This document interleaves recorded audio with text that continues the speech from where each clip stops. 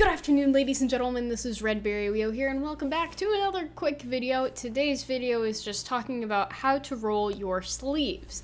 Now, I want to make sure that you all understand how to do it and how to follow the regs. 39-1 actually does talk about this, so I do highly recommend checking out that regulation.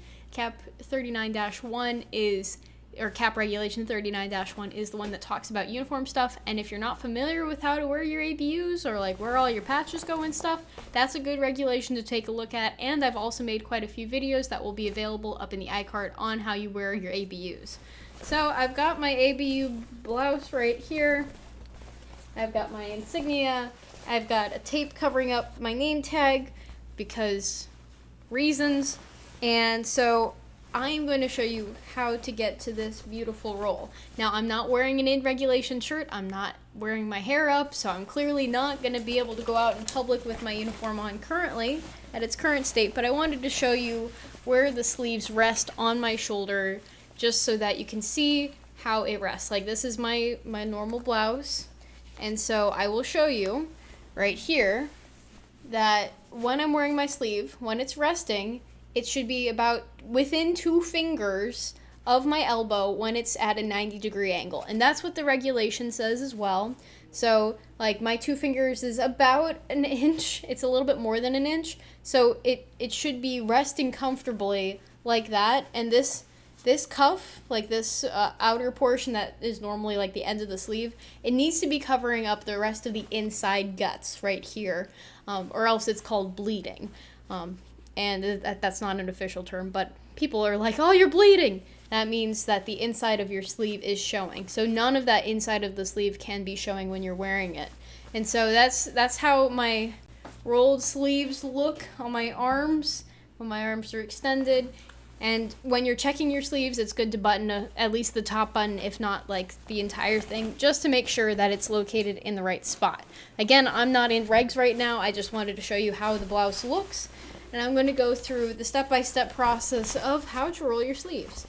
So I'm going to unroll it by just grabbing the cuff right here and go, whoop, yay. And so I am going to go ahead and get started now. So I'm going to first grab the middle of the sleeve with my hand on the inside, and I'm going to flip it inside out. And I'm flipping it inside out about at the halfway point. I will not be rolling it from the halfway point, or else the sleeve is just going to be way too high.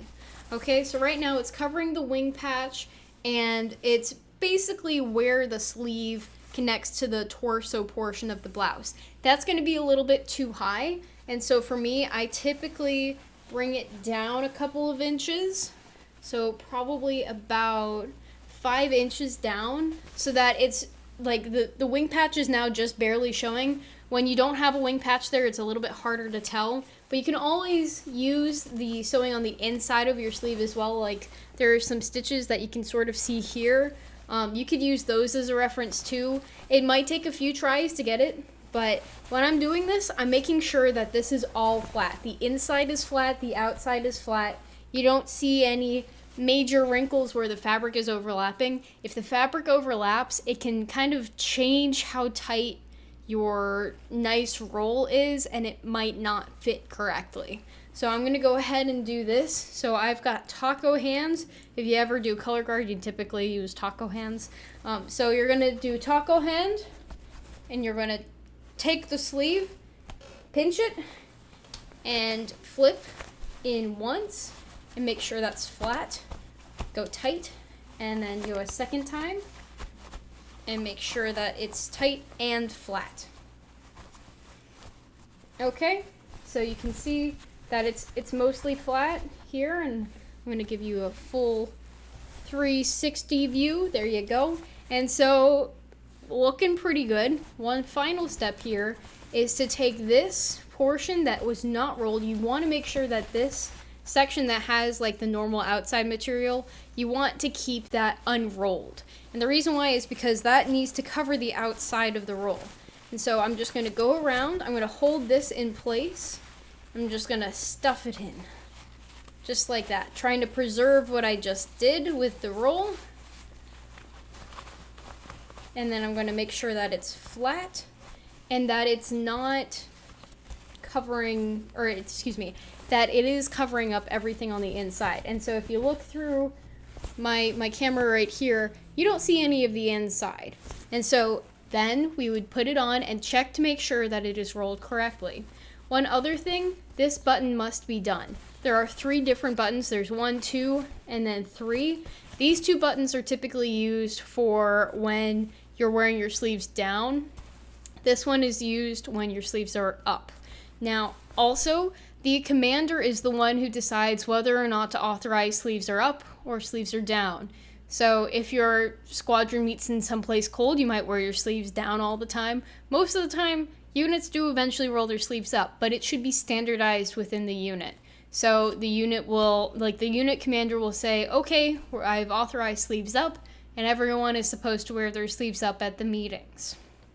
That's just how it goes. So the commander is the authority for that, and if you go to an activity like encampment, then there are certain activities that you might need to wear your sleeves down or have them up, like if you're doing a rappel tower, the leadership reaction course, an air assault course. Any of those, you'll be required to wear your sleeves down, even if it's very warm out, and you'll likely also be wearing gloves. Emergency services, you're also really supposed to have your sleeves down if you're going through the forest, because safety reasons, you don't want to get all scratched up, and you want to be able to put bug spray on and prevent ticks and other things getting on you in the forest.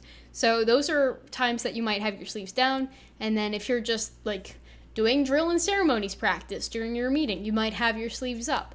And so that's why I'm putting together this video now, early in the summer, because if you do go to a summer activity like encampment and you've never rolled sleeves before, getting that down ahead of time can save you a lot of time and a lot of stress. Because if you know how to roll your sleeves, then you can help other people, and sometimes you only have like a few minutes to do it and get the rest of your uniform ready to go. So that's just something to know.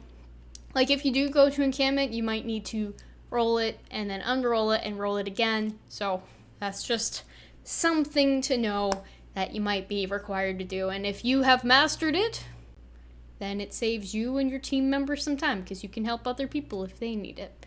But anyway, that's all I'm going to talk about in this video today. Again, I'm not in regs. My hair would be up in a bun, at least with the current regulations. And wearing a tan shirt, like this Legend of Zelda shirt with a logo, is definitely not authorized. So if you do want more information on undershirts and what is authorized there, go ahead and check out 39-1, or you can check out my ABU video. I might have mentioned what t-shirt to wear, but you should be wearing a plain tan t-shirt. Okay? And if it's a cap t-shirt, like some cap t-shirts are authorized and some of them aren't, so it depends on if the commander actually authorized wear of the shirt or not. Like, there's a whole lot of stuff with that, but that's not what this video is about. It was about rolling your sleeves. And now you know. Now you are a pro, and I hope that you can share this information with other people. So that's all for this video, guys. The way I used to do rolling sleeves with BDUs is that I would actually do it a little bit differently, because I had patches on both shoulders. And so I just did it based off of the patches, but I don't do it that way anymore. And part of it was also because I had smaller arms, and so I would actually do a bit longer with the pinch of where I rolled it. But I'm going to show you right now a really poor way of doing the sleeve, just so that you don't do this. I just really quickly did it. I'm going to put it on my arm, and you're going to see that it's too high. You're going to see the comparison of the before and after of what's good and what's bad. Oh, something just fell? I don't know what that was. But, so you'll see that this one is way more than an inch within my elbow, bent at a 30-degree angle. Like I do my 2-finger test here, this is way too high. A lot of people like to wear their sleeves super high. That's wrong. That's not what the regulation says, and I'm sorry. But like, that's wrong, and this is right. And it's not as tight on my arm here. This is like super tight, and I'm like, yeah, super strong, super tight, wah, wah, wah. No, we don't do that. So that is how you roll your sleeves, and that is an example of how not to do your sleeve, and that's like the most common way I've seen people mess up with rolling their sleeves. It's either that their blouse is too small or that they roll it too high. So guys, that does it for this video. Thank you so much for watching, and that is all, folks. Until next time, toodles.